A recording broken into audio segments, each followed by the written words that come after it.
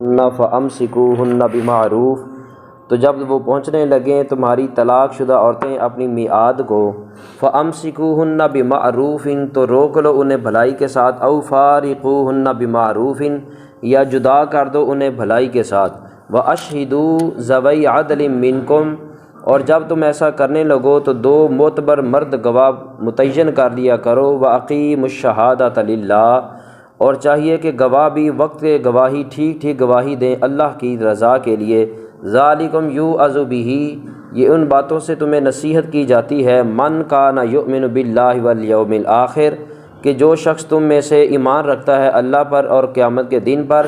ومن یتق اللہ، اور جو خوش بخت ڈرتا رہتا ہے اپنے رب سے، تو یجعل لہ مخرجا، بنا دیتا ہے اللہ تعالیٰ اس کے لیے اس کی نجات کا کوئی نہ کوئی راستہ، وَيَرْزُقْهُ مِنْ حَيْثُ لَا يَحْتَسِبُ،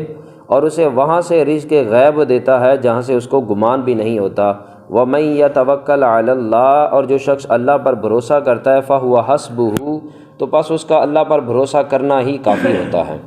سورہ طلاق کی یہ آیت نمبر 2 اور آیت نمبر 3 کا پہلا حصہ ہے۔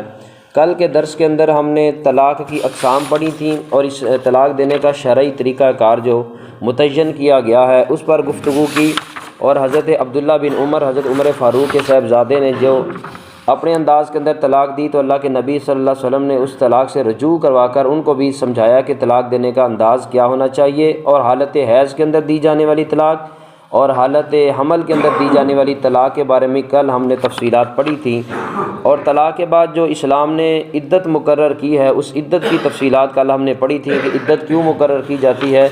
اور عدت مقرر کرنے کے اسباب اور اس کے پیچھے ریزن کیا ہوتی ہے اور اس کی ضرورت کیوں پیش آتی ہے، اور اس کے ساتھ ساتھ جب عورت کو طلاق ہو جاتی ہے اور وہ عدت کے ایام میں ہوتی ہے تو عدت کے ایام کے اندر اس کا رہن سہن، اس کا نان نفقہ، اس کے اخراجات، اگر وہ بیمار ہے تو علاج معالجہ، یہ سارا کس کے ذمے آتا ہے،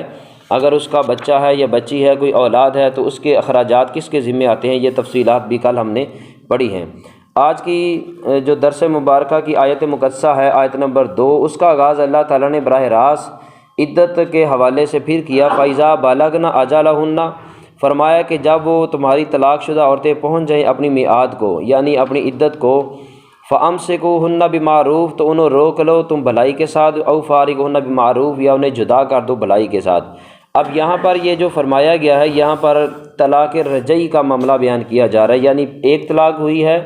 یا 2 طلاقیں ہوئی ہیں، ان دونوں طلاقوں کے درمیان جو عدت ہے اگر اس نے وہ پوری کر لی ہے، اب حکم دیا جا رہا ہے کہ اگر اب تمہارا دل بدل گیا ہے یا تمہیں اپنے کیے پر پچھتاوا ہے یا تم یہ سمجھتے ہو کہ میں نے غلطی کی ہے، مجھے طلاق نہیں دینی چاہیے تھی، کسی بھی اعتبار سے تمہارا رجوع کرنے کا اگر ارادہ ہے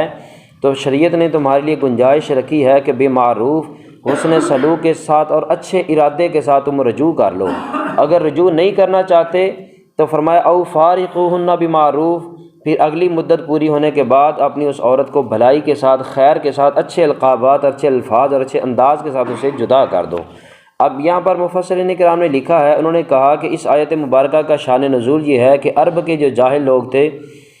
ان کا طریقہ کار یہ تھا کہ جب وہ کسی عورت کو ذلیل کرنے کا ارادہ کر لیتے تو پہلے اس کو طلاق دیتے، طلاق دینے کے بعد اب وہ متعین ہو جاتی ہے، عدت پوری کرنے کے لیے وہ بیٹھ جاتی، عدت کا انتظار کرتی ہے، جب عدت بالکل اپنے اختتام پر آ جاتی 1-2 دن پہلے اس کے ساتھ رجوع کر لیتے اور جب رجوع کر لیتے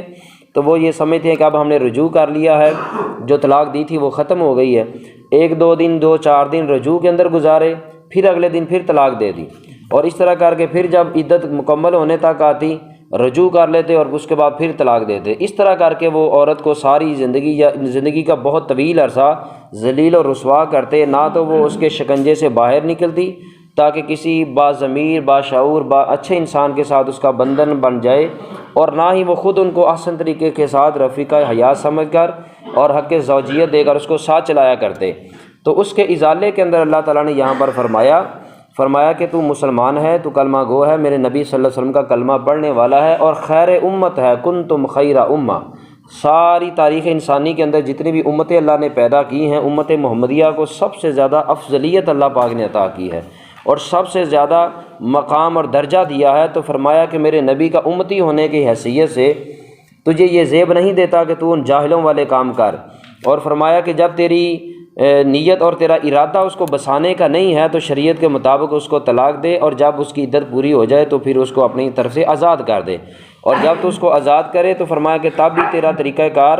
یہ نہ ہو کہ تو اس کو الزامات لگائے، اس کو گالم گلوچ کرے، اس کو برا بھلا کہے، اس کے خاندان کو جو ہے وہ برا بھلا کہے، اس کو ذلیل و رسوا کرے۔ فرمایا تیرا ایسا انداز نہیں ہونا چاہیے، یہ اللہ اور اس کے رسول کی تعلیم کے خلاف ہے۔ فرمایا اگر کسی بھی اعتبار سے تمہارا یہ بندھن نہیں چل سکتا تو بمعروف، فرمایا کہ اچھے انداز کے ساتھ، اچھے لفظوں کے ساتھ اور اچھے طریقے کے ساتھ اس کو الوداع کر دے۔ ہو سکتا ہے کہ تمہارا زندگی کا کوئی تھوڑا بہت حصہ جو آپس میں اچھے طریقے سے گزرا ہے، اس اچھے زندگی کے حصے کے اندر اس عورت نے تجھ پر کوئی احسانات بھی کیے ہوں۔ تو فرمایا کہ جب ایک انسان کے احسانات کو بھول جاتا ہے تو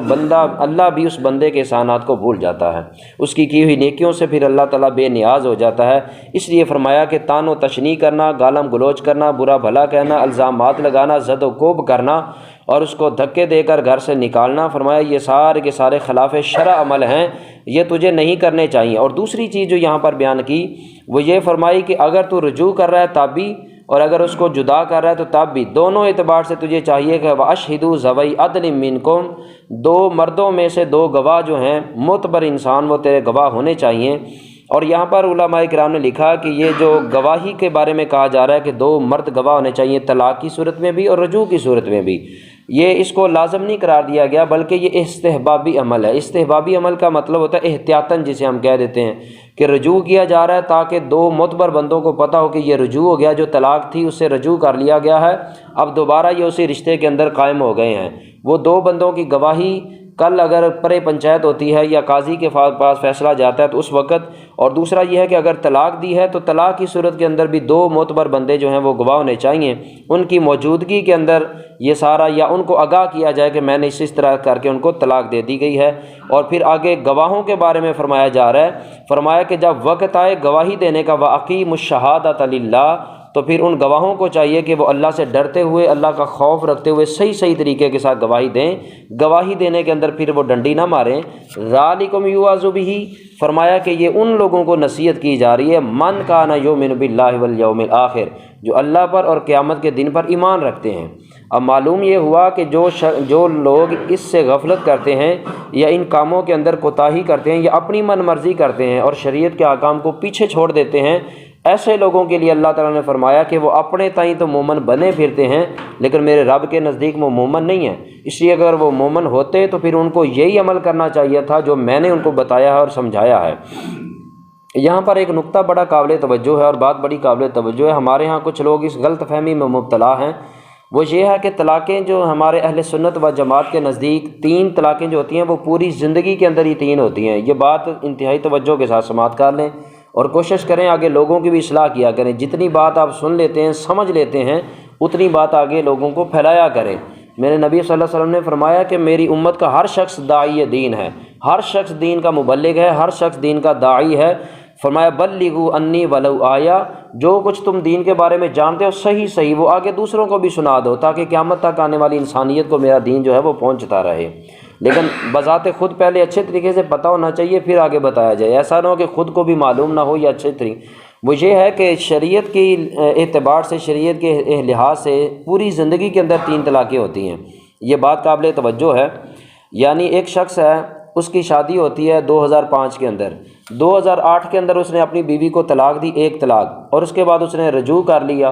اب وقت گزرتا رہا، 2008 میں اس نے رجوع کیا تھا، 2 سال کے بعد 2010 میں پھر اس نے ایک طلاق دے دی اور پھر اس سے رجوع کر لیا۔ اب وہ یہ سمجھتا ہے کہ میری پہلی طلاق جو تھی اس سے میں نے رجوع کر لیا تھا، اب دوبارہ 2010 میں جب وہ طلاق دے رہا ہے تو پھر شریعت کے اعتبار سے اس کی دوسری طلاق ہوگی، کیونکہ پہلے اس نے 2005 کے اندر 8 کے اندر طلاق دی تھی اور یہ دوسری طلاق ہے، بے شک وہ 2 سال کے بعد دے رہا ہے۔ اسی طرح اگر اس سے بھی رجوع کر لیتا ہے اور 2015 میں جا کر 5 سالوں کے بعد وہ پھر طلاق دے دیتا ہے تو شریعت نے اپنے کہا، شریعت نے کہ 2 طلاقیں تیری پہلے ہو چکی تھیں، اب یہ تیسری طلاق ہے، اب یہ عورت تجھ پر حرام ہو چکی ہے۔ ایسا نہیں ہے کہ ایک بندہ 1 سال طلاق دے لیتا، 2008 میں طلاق دی، پھر رجوع کر لیا، وقت گزرا 2010 میں پھر لڑائی جھگڑے میں آ کر پھر طلاق دے دی اور سوچا کہ یہ میری پہلی طلاق ہے، ابھی 2 باقی ہیں، نہیں، بلکہ وہ دوسری طلاق ہے، اب 1 باقی ہے۔ پھر اگر کچھ وقت گزرنے کے بعد اس نے ایسا فیصلہ کر لیا تو پھر عورت اس پر ہمیشہ کے لیے حرام ہو جائے گی، اس کے احکام جو ہیں وہ بدل جائیں گے۔ یعنی طلاق جو ہے وہ پوری زندگی کے اندر 3 طلاقیں ہیں۔ یہ نہیں ہوتا کہ بار بار آپ دیتے رہیں اور اس کو مذاق بنا لیں۔ اور دوسری چیز جو ہے وہ بڑی اہم ہے،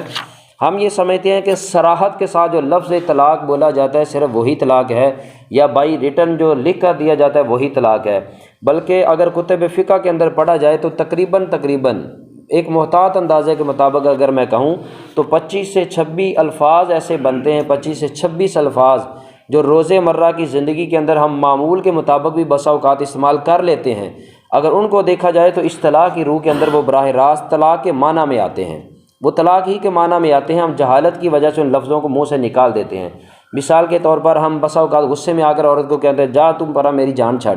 اب یہ جو لفظ ہے پنجابی میں کہتے ہیں میری جان چھڑ، یہ جان چھڑنا مطلب کیا ہے؟ اصطلاحی فقہ کے اندر یہ بھی طلاق کے معنی میں آتا ہے۔ اگر عورت نے کوئی مطالبہ کر دیا، عمومی طور پر شادی بیاہ کے مواقع جب ہمارے ہاں آتے ہیں تو خواتین اسرار کرتی ہیں، کپڑوں کے اسرار، دوسری تیسری ضروریات زندگی، تو بسا اوقات لوگ یہ بھی کہتے ہیں بس تو جان چھڑ، یا کہہ دیتے ہیں کہ بس تیرا کوئی ذمہ میرے نہیں ہے، تیری کوئی ضرورت میرے ذمہ نہیں ہے، اپنی ضروریات اپنی پورے کر۔ تو یہ کہ ذمہ داری سے ہاتھ اٹھا لینا، نان و نفقہ سے ہاتھ اٹھا لینا، یہ بھی طلاق کے زمرے میں آتا ہے۔ پھر دوسرا یہ آتا ہے کہ اگر خاتون نے اجازت چاہی کہ میں میکے جانا چاہتی ہوں والدین کے گھر،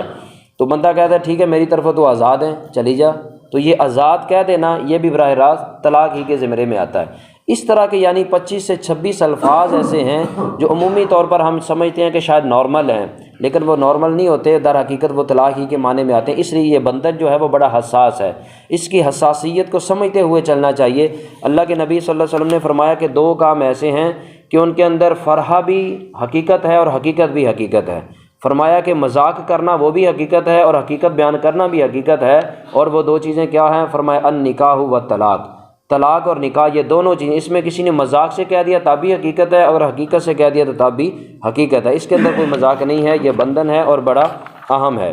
اور فرمایا کہ جو اللہ اور اس کے